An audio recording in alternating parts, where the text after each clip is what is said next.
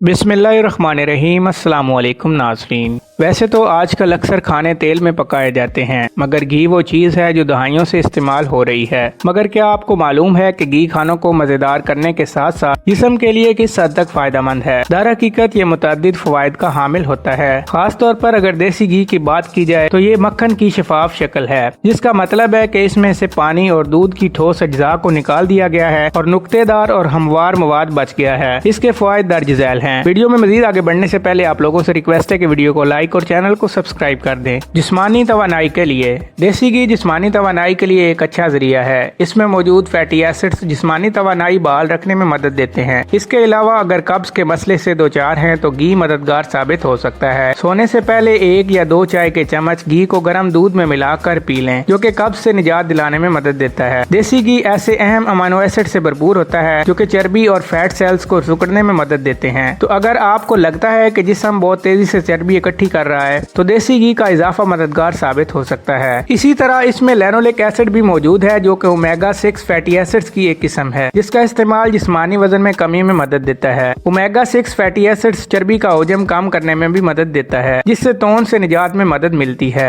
देसी घी में omega 3 fatty acids भी मौजूद हैं, जो फैलती कमर को कम करने और चर्बी गुलाने के लिए फायदेमंद है। अगर तो आप घी या यूं कह लें देसी घी इस्तेमाल करने के आदी हैं तो आपको विटामिन सप्लीमेंट्स लेने की जरूरत नहीं, क्योंकि 1 चम्मच घी में विटामिन ए हड्डियों, जल्द और जिस्मानी दिफाई निजाम को बेहतर बनाने के लिए जरूरी विटामिन डी, कैल्शियम जज़ब करने में मदद देने वाला विटामिन ई, आंखों और दिमाग के लिए बेहतरीन, और विटामिन के खून पतला रखने में मददगार मौजूद हैं। ये वो विटामिन हैं जिनकी जिस्म को जरूरत होती है। सेहतमंद चर्बी घी में सैचुरेटेड फैट मौजूद होता है, जिसका इस्तेमाल मुतदिल मिकदार में किया जाना चाहिए, खासतौर पर अगर दिल के अमराज का सामना हो, क्योंकि इसमें फैटी एसिड्स भी मौजूद होते हैं जो कि मेटाबॉलिज्म पर मुस्बत असरात मुरतब करते हैं। ये फैटी एसिड्स दिमागी अफ़ाल और इसाबी निज़ाम पर भी मुस्बत असरात मुरतब करते हैं। इसके अलावा घी मैदे के लिए भी बेहतरीन है, क्योंकि घी में ऐसा फैटी एसिड मौजूद होता है जो ग़िज़ाई नाली का वरम कम करता है और निज़ाम हाज़मा को बेहतर करता है। दर्जा हरारत में पकने वाले खाने अगर घी से बनाए जाएं तो उनमें पैदा होने वाले मुज़र सेहत अज्जा बनने की फिक्र नहीं करना पड़ती, जबकि तेल से पके पकवानों में ऐसा नहीं होता।